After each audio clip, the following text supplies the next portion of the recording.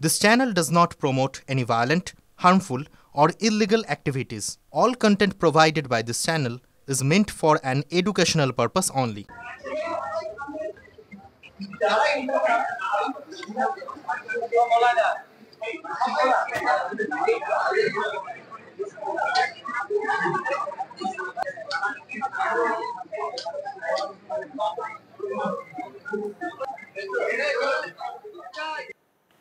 त्योहार और प्यार लाती है रिश्तों में ढेर सारा मिठास।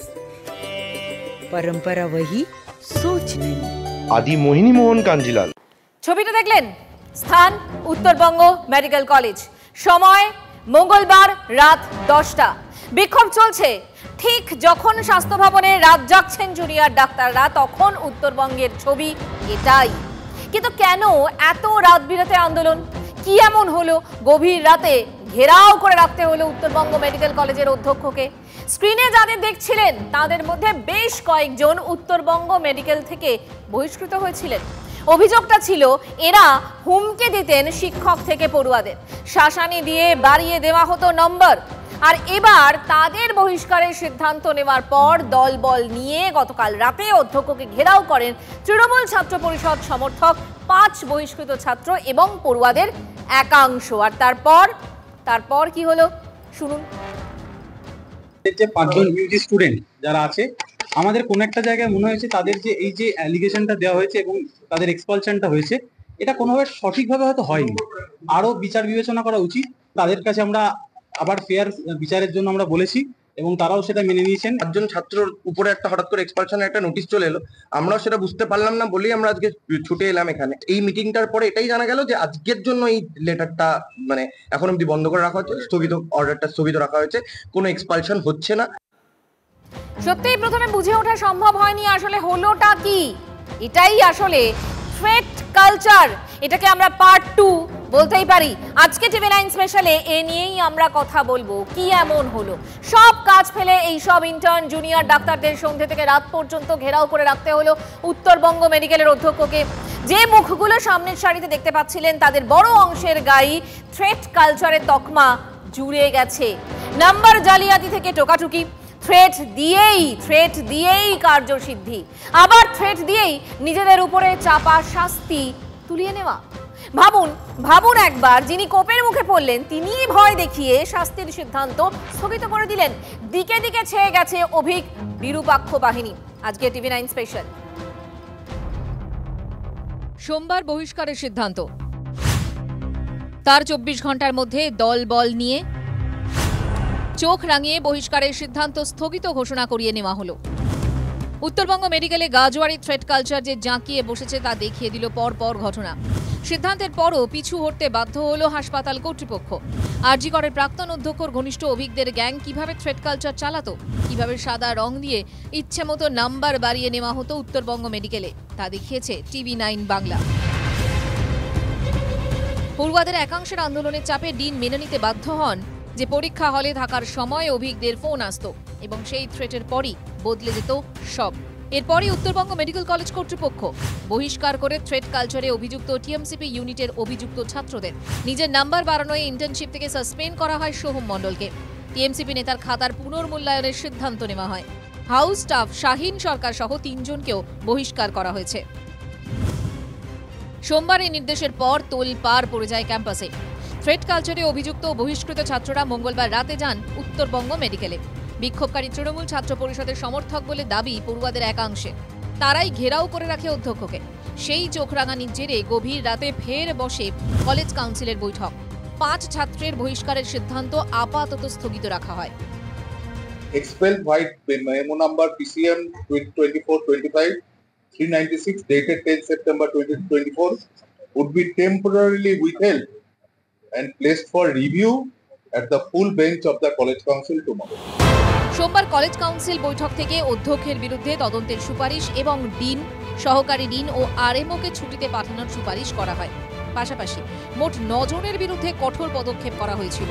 উত্তরবঙ্গ মেডিকেলের চিকিৎসকদের একাংশের অভিযোগ, যারা রাতে গন্ডগোল পাকালো তাদের প্রশ্রয় দিয়েছে উত্তরবঙ্গ লবির মাথারা। দীর্ঘদিন ধরে ত্রাস সৃষ্টি করেছিল এরা। চিকিৎসকরা বলছেন কি পরিস্থিতির মধ্যে তারা ছিলেন এই ঘটনা তা বুঝিয়ে দিল। প্রিন্সিপাল স্যার ওদের ভয় পেতেন বলেই তো ওরা প্রিন্সিপাল স্যারকে দিয়ে আজকে রাতের অন্ধকারে মিটিং চেঞ্জ হয়ে গেল। তাহলে বুঝুন, এত কিছু টিভিতে হওয়ার পরে তাহলে এতদিন ধরে এত বছর ধরে নর্থ বেঙ্গল লবির যখন একচ্ছত্র অধিপত্য দুটো ফেজে এসছে, দুটো ফেজের সময় কিরকম টেরোরাইজড অবস্থায় সবাই ছিল। এখন আমাদের ভয়টা ভেঙে গেছে। এটা কি ভুল না ভুল সেটা কলেজ কাউন্সিল দেখবে, বাকি সব মিটিং হচ্ছে বেআইনি মিটিং। বিভিন্ন মেডিকেল কলেজে থ্রেড কালচার নিয়ে বিস্তর অভিযোগ। কার্যত সিন্ডিকেট চলছে বিভিন্ন মেডিকেল কলেজে এই থ্রেড কালচারকে সামনে রেখে। পড়ুয়াদের একাংশ বলছেন থ্রেড দিয়ে যেভাবে বহিষ্কারের সিদ্ধান্ত স্থগিত রাখা হলো তা তো মারাত্মক। এতেই বোঝা যায় কি বেপরোয়া ভাব তাদের। তাদের প্রশ্ন, হুমকির মুখে কেন সবকিছু মেনে নিলেন অধ্যক্ষ? কেন গভীর রাতে বৈঠক ডাকা হলো? এই বৈঠক অবৈধ বলে অভিযোগ উঠছে।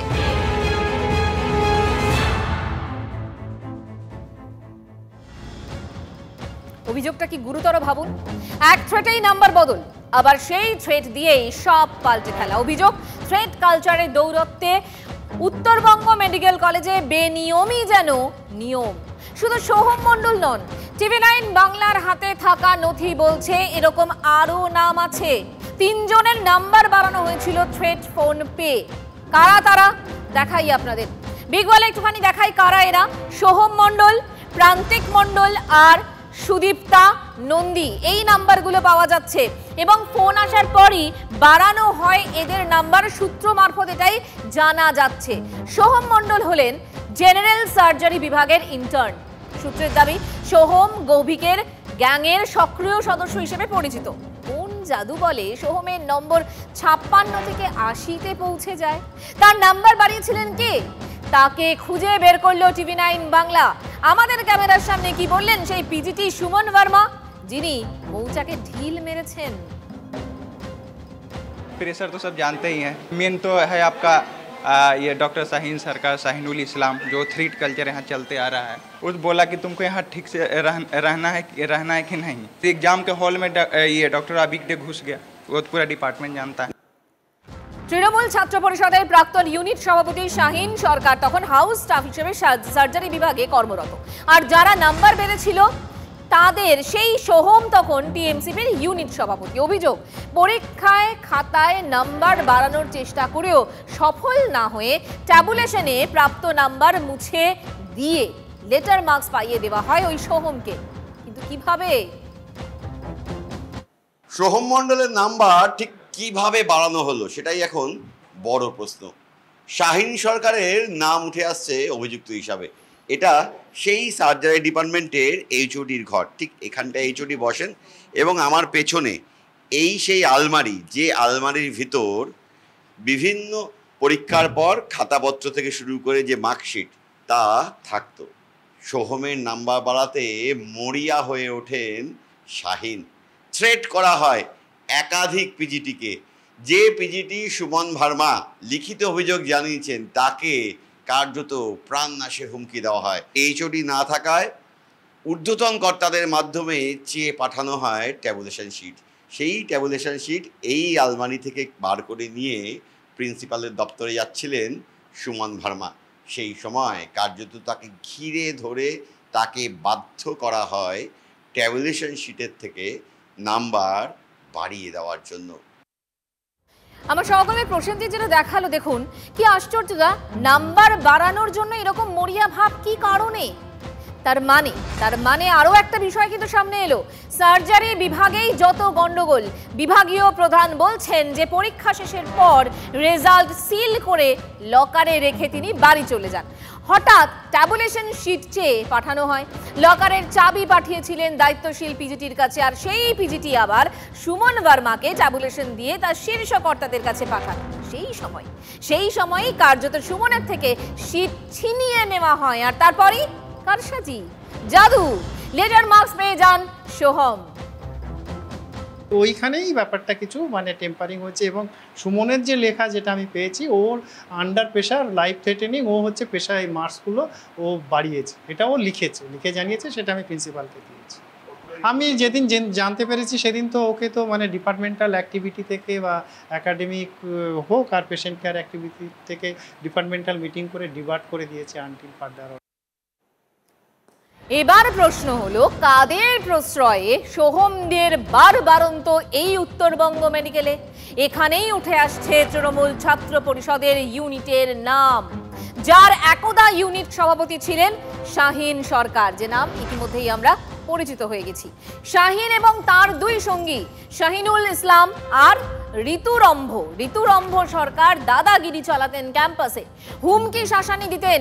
এই তিনজন হাউস স্টাফকে কলেজ থেকে টার্মিনেট করা হয়েছে।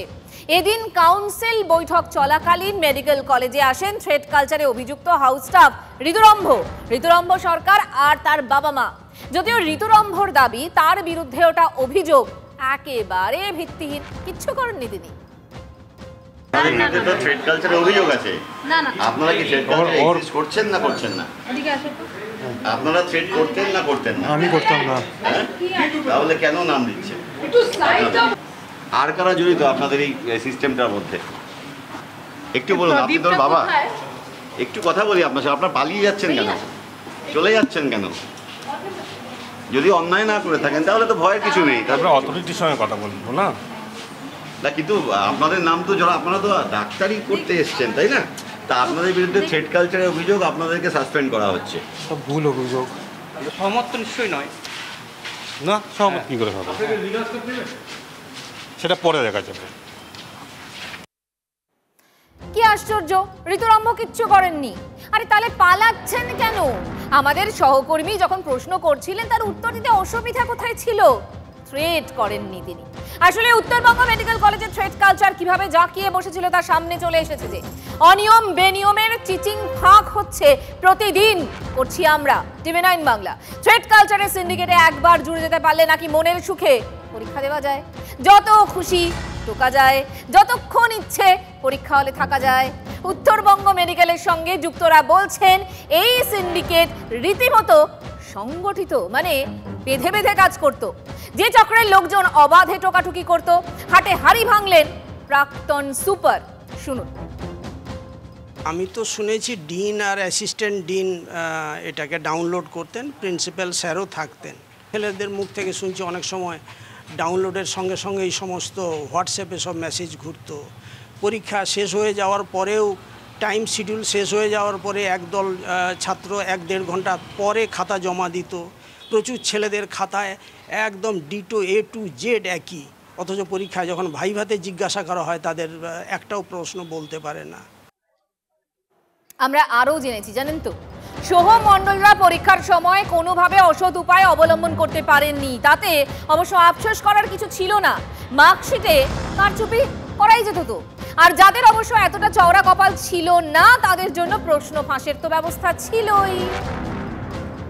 বিভাগীয় প্রধান জানাচ্ছেন, ছাত্রদের কাছে তারা শুনেছেন ইউনিভার্সিটির এই MBBS পরীক্ষার আগে প্রশ্ন আসত নির্দিষ্ট পোর্টালে। ডিনের অফিসের কর্মীরা তা ডাউনলোড করতেন, আর তারপর প্রভাবশালী ছাত্রদের মাধ্যমে সেই প্রশ্নপত্র চলে যেত নির্দিষ্ট হোয়াটসঅ্যাপ গ্রুপে, পেয়ে যেতেন প্রভাবশালী ছাত্ররা। এভাবেই পরীক্ষার আগে শুধু প্রশ্নপত্র পাওয়া নয়, পরীক্ষা শেষের পর আরও বেশ কয়েক ঘন্টা লেখালেখির পর খাতা জমা দিতেন বহু প্রভাবশালী ছাত্র। নেপথ্যে সেই থ্রেড কালচার। তার দাবি, একাধিক অসঙ্গতি, দুর্নীতি, বেনিয়ম যেন উত্তরবঙ্গ মেডিকেল কলেজের নিত্যকার রুটিন। বেশ নিত্য ঘটনাই ছিল বটে উত্তরবঙ্গ মেডিকেল কলেজ, কিন্তু একটা কলেজ নাকি বাকিগুলোই কিছু নেই? না না, সব কটাতেই, প্রায় সব কটাতেই আছে সন্দীপ ঘোষ ঘনিষ্ঠ অভিক বিরূপাক্ষদের সিন্ডিকেটের সৌজন্যে থ্রেড কালচার ডালপালা ছড়িয়ে পড়েছে রাজ্যের সর্বত্র। এবার সামনে আনবো কোথায়? Sagar Dutta medical college. সেখানকার অধ্যক্ষ পার্থপ্রতিম প্রধান পরিষ্কার বলছেন, টোকাটুকি থেকে তোলাবাজি নৈরাজ্য ছিল এই সাগর দত্তে। বাধা দিলে জুটত বদলির হুমকি। বিরূপাক্ষ বাহিনীর দাপটে ত্রস্ত ছিলেন বিভাগীয় প্রধানেরাও। প্রশাসনের শীর্ষ স্তরে জানিয়েও কোনো লাভ হয়নি, অভিযোগ সাগর দত্ত মেডিকেল কলেজের অধ্যক্ষর। শুনুন। আমার কাছে বারবার আসতো, আমি তাকে কখনো চোখে দেখিনি সেইভাবে। তার নাম হচ্ছে বিরূপাক্ষ বিশ্বাস। সে এখানে একটা ঘর দখল করে, দুটো ঘর দখল করে ছিল। এখানে ওর কথা শুনে চলতে হবে, বিভিন্ন ধরনের মানে কে হোস্টেল পাবে কি পাবে না, হোস্টেলে থাকবে কি থাকবে না, ক্লাস করবে কি করবে না, প্রতিটা ব্যাপারেই ওর খবরদারি চলতো। কিন্তু তার থেকেও বড় কথা হচ্ছে যে এখানে যারা অন্যান্য ক্যাটাগরি অফ স্টাফ তাদের কাছে কিন্তু তাদের মারধর করা থেকে শুরু করে আমরা প্রিন্সিপালরা বেশ কিছু তথ্য স্বাস্থ্য ভবনের হাতে তুলে দিয়েছি, তো সেটা স্বাস্থ্য ভবন দেখেনি। চোতা তোলা হয়েছে, এই রীতিমতো থ্রেট দিয়েছে কেন চোতা তোলা হয়েছে, এবং ডিসিশনটা ওরা করে দেবে কার চোতা তুলবো কার চোতা তুলবো না, মানে ওর পছন্দের লোকের চোতা তোলা যাবে না এরকম ব্যাপার আর কি। মানে এই যে বিরূপাক্ষ বাহিনী টুকলি ধরতে গিয়ে মার খেলেন, কারা মারলো? বাইরের ছেলে, আমি বুঝতে পারলাম না ছেলেগুলোকে, আমি চিনতে পারিনি ছেলেগুলো লিফটের মধ্যে ধাক্কাধাক্কি করছিল। এই থ্রেট কালচারের বলি তো হয়েছেন তিলোত্তমা, এমনটাই তো অভিযোগ। এই থ্রেট কালচার ভাঙতে চাইছেন বলেই তো জুনিয়র ডাক্তাররা পথে নেমে আন্দোলন করছেন, রাত জাগছেন। সত্যি এ রাজ্য থেকে আমরা ছুঁড়ে ফেলে দিতে পারবো এই থ্রেট কালচারকে? পারবেন জুনিয়র চিকিৎসকরা? প্রশ্নটা থেকেই গেল, উত্তর দেবে সময়। আপাতত এখানেই শেষ করছি আজকের TV9 স্পেশাল।